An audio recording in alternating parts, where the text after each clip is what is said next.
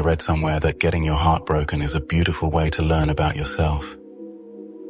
How you become when you're broken, how reserved you become in your daily life, and how selective you become when it comes to letting new people in. You set new standards for yourself and hope that someone matches them enough to get close to you. You go back and forth on how much you take care of others versus yourself, and how much you love people compared to how much they love you.